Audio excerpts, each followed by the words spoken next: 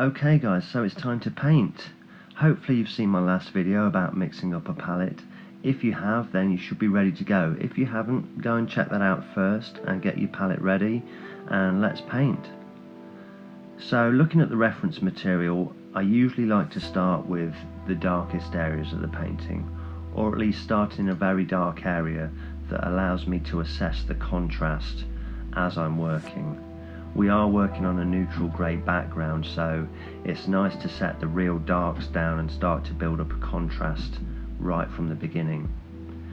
I'm going into the eye socket simply with pure black, just to create the very darkest areas. Now this video is speeded up by about 50%, so it's not at actual speed. I'm not painting that fast. As we move down through the eye socket, I'm going to pick up some darker grey just to start transitioning from the black into the lighter areas of the eye socket. Now the eye socket is predominantly quite dark all the way to the bottom, so it only really comes up from black to about a middle tone of all the tones that we've mixed. So what I'm going to do is just map that in, because that way we've got a nice gradient from black all the way through to sort of a middle tone that sets the contrast levels out for us to start building the rest of the painting around it. I'm using the flat brush a lot in this painting, and you'll see when we come to certain areas that even though it looks like it would benefit from using a smaller brush, I'm still sticking with the flat brush, which is, it's not large, but it's large enough that it really takes a little bit of concentration in certain areas to get the effect that you want. But this all leads back to what I was talking about in earlier videos about decision making. If we try to stick with a larger brush or something that feels almost like it's a little bit too large for what we're trying to paint, then what we have to do is really make a decision about carefully using that brush to put paint onto the surface. As you can see in these larger areas, like I'm working on now the cavity behind the nose, then it's fairly straightforward. I'm simply applying a flat tone of paint, adjusting it and then picking up other tones to work them in around it. But when we get to somewhere like this area, which is the far eye socket with black, then I'm really having to think about carefully placing each brush stroke so that I describe the shapes that are on the reference without just picking away in a finicky way that kind of takes texture away and takes emotion out of the painting. What we're going to aim for by the end of this painting is something that isn't a super finished piece. We're not going to go into background on this session, we're simply going to paint the skull. But what we're going to aim for is a rendition of a skull that has a lot of very visible decision making in it. I'm achieving a lot of that by sticking with this larger brush wherever possible, because it does make those decisions very apparent to whoever is viewing the painting. Now, as you can see, we've worked into both eye sockets. We've got the black in there, we've got the dark grey and some of the mid greys behind the nose, and now we're working into the nasal cavity. And this is exactly what I'm talking about, using the edge of that brush to really sort of pick away at those little areas without losing texture. Strong decision making.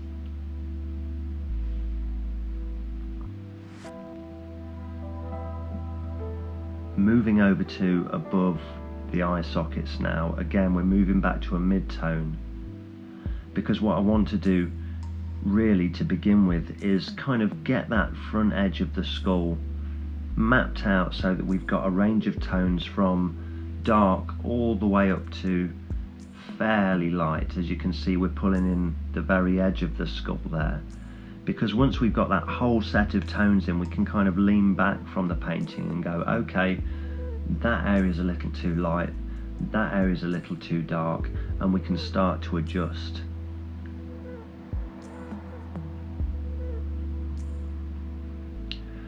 Now when I'm talking about adjustments, one thing that we want to try and do initially as we begin a painting is avoid making too many adjustments, and this is certainly something that will benefit a lot of people that aren't as experienced as painters. If we make strong decisions early on and we lay brush strokes down side by side without working too much over paint that we've already laid down, then to begin with we're avoiding moving paint around too much on the canvas or the board. And the important thing about that is we want to create a nice even layer of paint across the whole painting before we start to try and adjust what's already been laid down. If we put paint down, say across the front of the nose here, and then decide, oh hang on a minute, that's too light, and we try to darken it up immediately, and then further into the painting we go, oh hang on, no, that wasn't too light, let's lighten it back up again. What we can end up doing is adding layer and layer of paint until instead of adjusting what's there, we'll end up just pushing paint around and really losing definition. Number one, we'll lose definition of brush strokes, and number two, we'll lose definition of the tonal values that we're trying to achieve.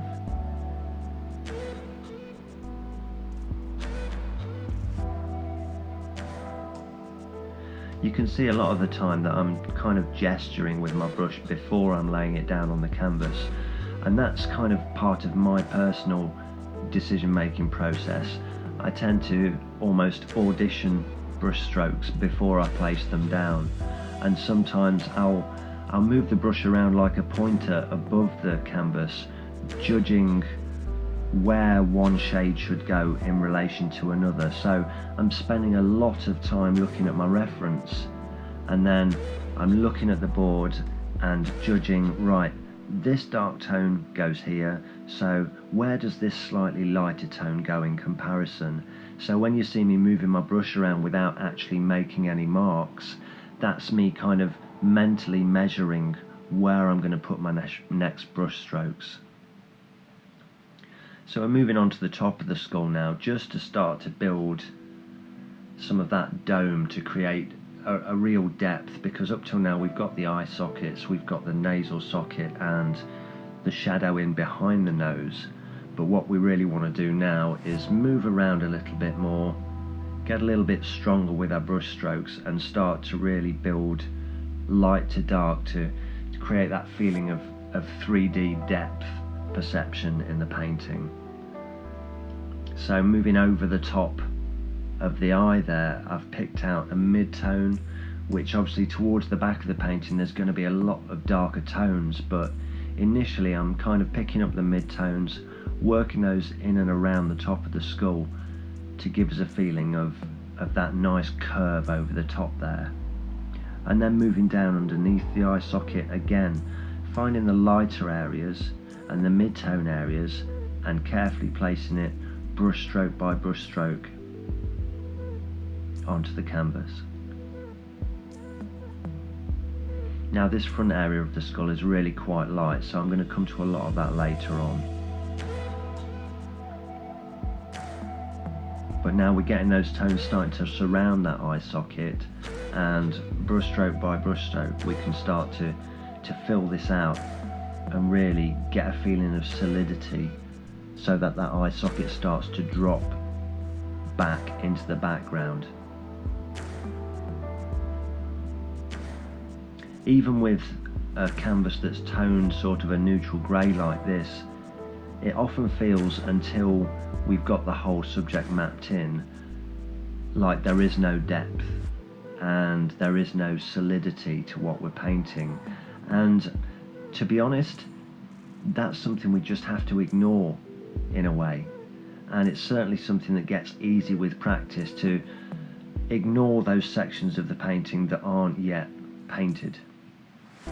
It can be super hard to do that on a whiteboard especially, but it still can be quite tricky even on a neutrally toned board like this.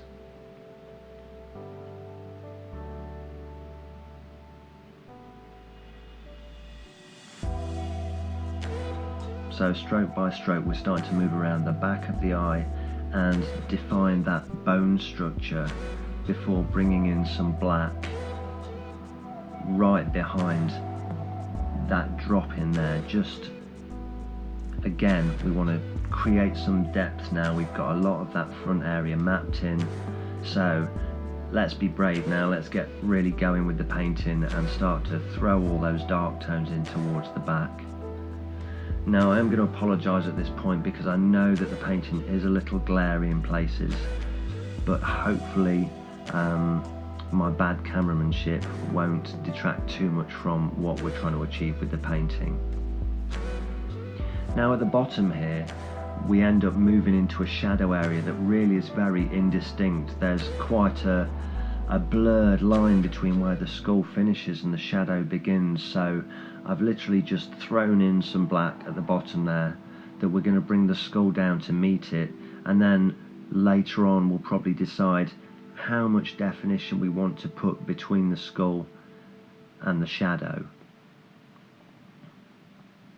And once we've got as much black in there as I feel there is, I've assessed the reference, I've looked at the very darkest areas of the back of the skull, and I've decided that yeah, that's pretty much all the areas that are black. So I've pulled out my dark grey from the palette we mixed, and I'm starting to work in from the black now without really blending. Again, I'm still just placing each brush stroke down.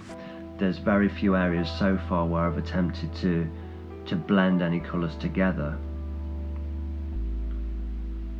And now to get a sense of that edge, we're going to pull some of the light tones up against that black there to get a contrast between the two, and we can start to work up towards that gap between the front and the back of the skull.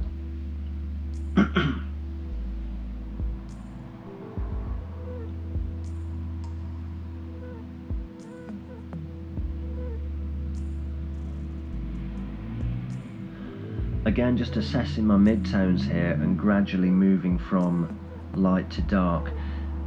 We'll get to some areas in the painting, or you may find that you get to areas in the painting where the tones that you've mixed up aren't quite dark enough or light enough, and you need something in between. And that's fine, because we've mixed out sort of 5 tones or more. It's fine at that point to actually gently with your brush pick up a darker tone and move it to an area of your palette where you can add a touch of a lighter tone into it, just to find those in-between places where we haven't quite covered all the tones that we need. Ideally, it'd be great to have a palette with 30 or 40 different light to dark tones set out, but that's pretty unrealistic, to be fair, and certainly for something like this where we're just having a go, we want to get something that feels dramatic. It feels like there's a lot of texture in there and a lot of expression. We don't really need to go into a crazy amount of palette mixing to produce something that looks pretty cool.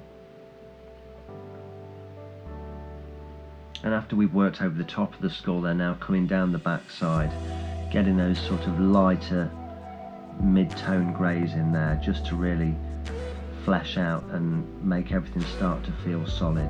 Now you'll see that even with that gap over the eye, we've closed in a lot of the other gaps now, which is starting to give us a real sense of the shape of the skull as a 3D object. And once we get those last areas mapped in, then hopefully it should really change the way that the painting feels to look at.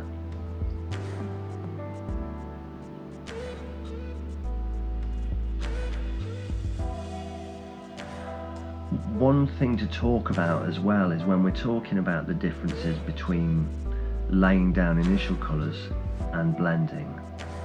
Now I did say earlier on that we want to avoid blending and sort of laying down extra colours as much as possible until we've got the painting mapped in.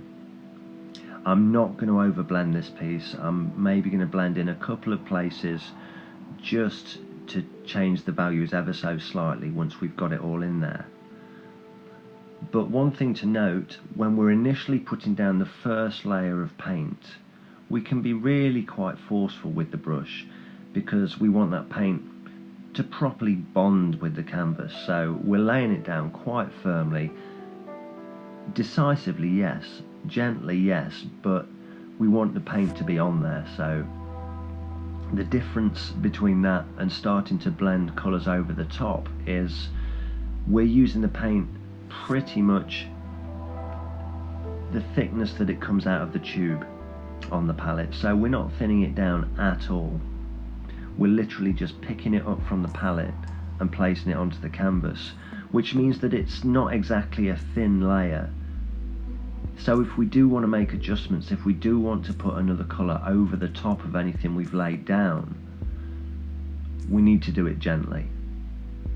We need to pick it up and just with the tips of the brush, just gently place it down. So you can see I've switched to the small round brush here, and I am adjusting some values ever so slightly, and all I'm doing is picking up a slightly darker tone, but instead of really pushing it into the board like I am doing with the first layers, adjusting tones, I'm merely gently placing that new tone over the top, and by varying the pressure you can adjust how much you're either laying down new paint over the top or how much you're working the new paint into the layer underneath.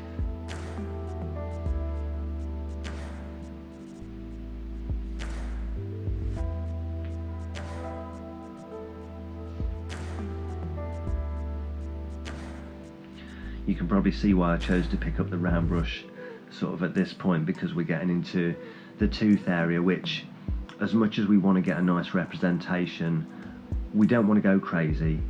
We're not aiming for something photorealistic with this piece. We're aiming for something that's an expression of a skull.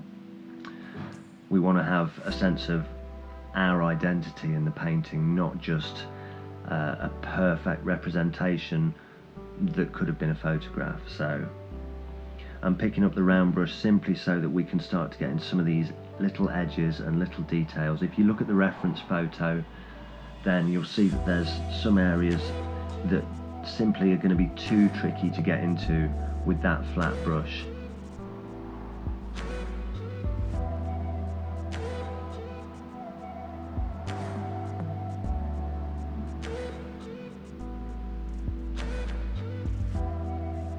And I'm kind of moving around a little bit. Part of my decision making process isn't to completely finish one area as I paint it, but as I start to build different areas of the painting, I'll have my eye drawn to various areas, and it will be different for everyone, but I do find that when I'm painting, my eye will get drawn from one area to the next, and it'll be a feeling like, okay, I'm working on this section, I'm working on this section, and then for whatever reason my eye will drift to another area, and I'll go, oh, well, okay, I'm going to move over there. Just let's get that section in now, because that's going to make it feel to me like we're getting nearer to where we want to be.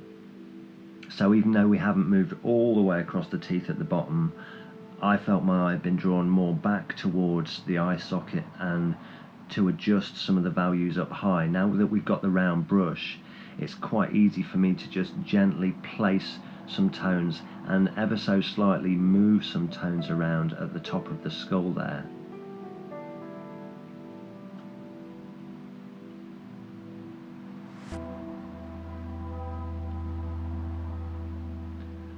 And hopefully getting this area in just underneath the eye socket here will really start to give us a sense of something solid.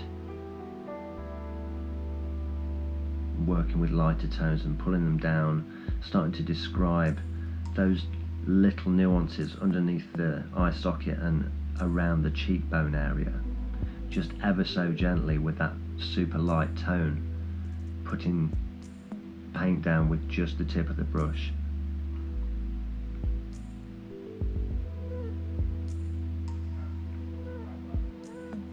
And then again, once I got that edge of the eye socket there, it made me go, oh hang on, I just want to adjust that tone over there at the top of to the side of the forehead. and then move around with the light tones to the edge of the nose, which then prompts me to go, okay, well, the top of the inside of that nose cavity was a little too dark, so I'm going to adjust that ever so slightly. Even though we've not got the entire painting mapped in yet with the teeth, I feel like I'm at a place now where I can start to make a few adjustments as I'm moving around and filling in those last few gaps. I can start to make a few adjustments to what we've already painted.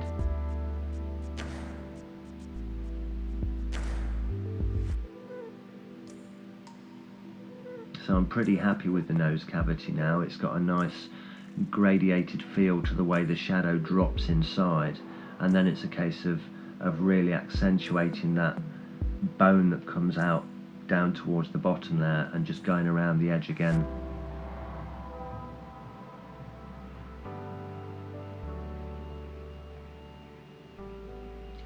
And then we'll move back to the teeth.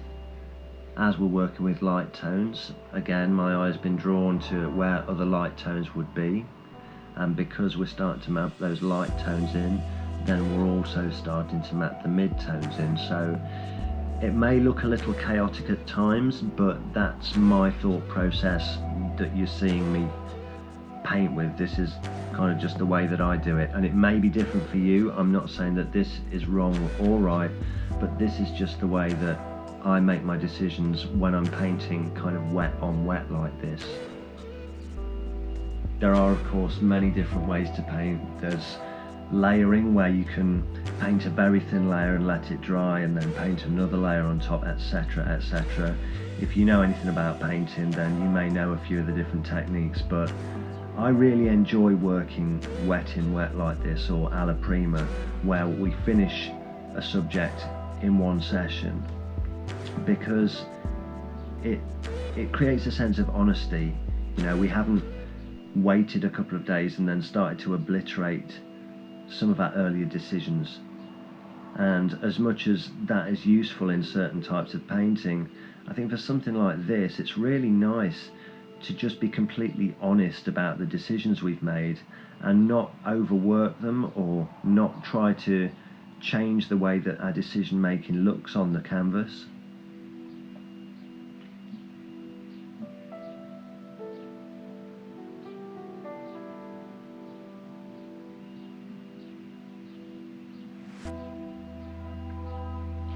Just getting those real light tones into the teeth there.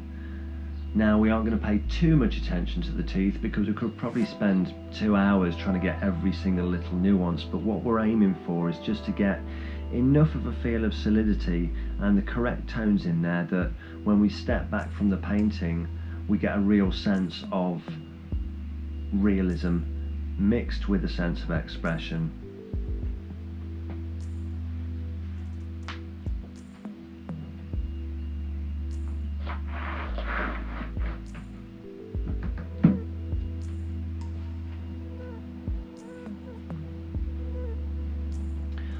So we've got things solid now, which is pretty exciting, and all I'm doing now is going back in with that round brush and making some slight adjustments to how harsh those ridges are above the teeth. I did feel that they were a little too light, so I went back in with a mid-tone and just very gently moved it over the lighter tones and started to adjust them.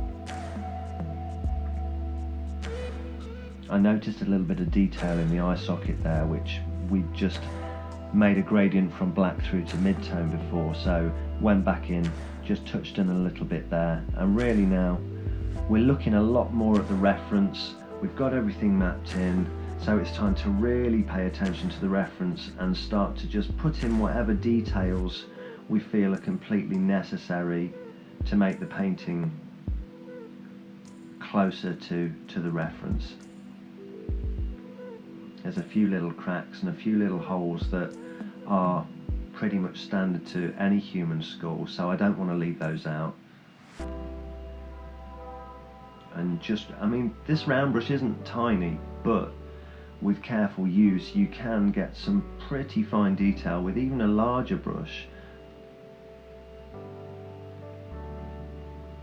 And just to finish off there, even though we're not going to paint a full background today, I want to give a sense of it sitting on something, so I'm just pulling in a bit of a darker tone behind the skull there to represent the rest of the shadow, and blurring the edges at the back of the skull there.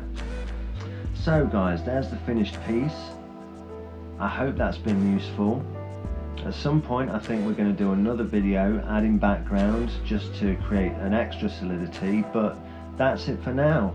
Any questions, give me a shout and I'll be as helpful as I can.